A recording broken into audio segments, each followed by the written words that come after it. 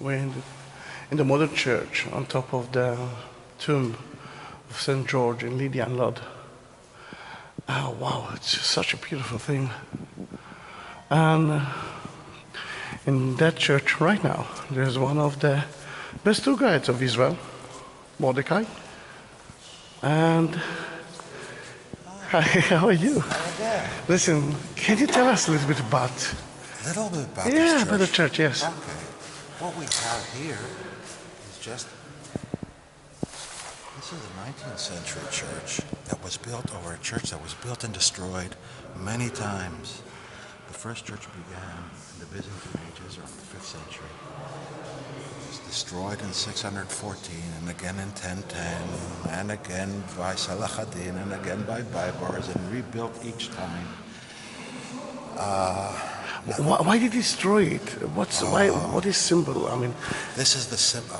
The reason that this church was destroyed so many times is that St. George symbolizes the victory or Nakia of Christianity over other religions, and especially Judaism and Islam, and the Islamic rulers took this personally. So this is why this church... Not only the Islamic, everyone has been destroyed more than any other church that I know of. Can you tell us a little bit about, first of all, why there's lots of flowers near St. George? Again, as we still talked about in the crypt, yesterday was St. Day. George's Day. That's because of it. That's right. And this is the picture of St. George, the slayer of dragons.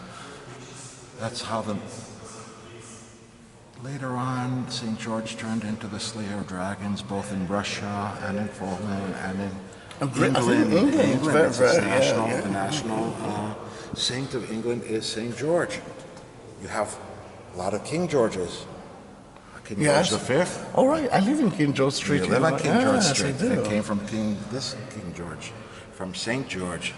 The slayer of this dragon is not meant to be taken literally. It's a matter of faith, that faith will win the evil, not that the serpents will be destroyed by a certain Hercules guy.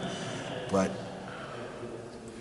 and again, you see that, like in every good story, he's getting the church of the keys for heaven, and he's actually helping the church, which you can see it in the shape of a princess. Yeah, and Jesus above him. So a lot of the stories from Europe with the princess in the castle, with the dragon outside, and the night coming, began with St. George in about the 10th century. Wow. So a lot of what we know as folk tales began with this.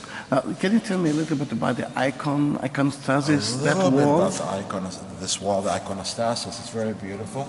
We have here St. George, and then to the right, of course, Mary and the baby Jesus with the angels. Yes. This is behind this wall is where the mysteries take place. This is where the wine turns to blood, and the bread to the flesh of Christ. This is the mysteries of the Greek Orthodox Church. And here to the right we have Jesus, the teacher, the teacher. Yeah, wonderful. And actually, you can see that he's holding the world in his hand. Yeah. And here we have John the Baptist, one of the greatest theological figures of his age. Yeah, that he always was the kind of the angel. In that case, you can see a lot of the white wings. And here we have the rebuilders of the church to the right. Oh, wow! There's a lot of information you can actually study from. And look at the colors. Look at the colors. Such a beautiful place. And one more question, if it's okay by you.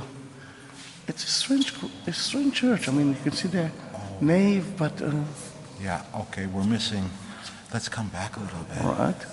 We're missing, we have the left-hand nave, the central, but the right, the right apses is missing. That is now part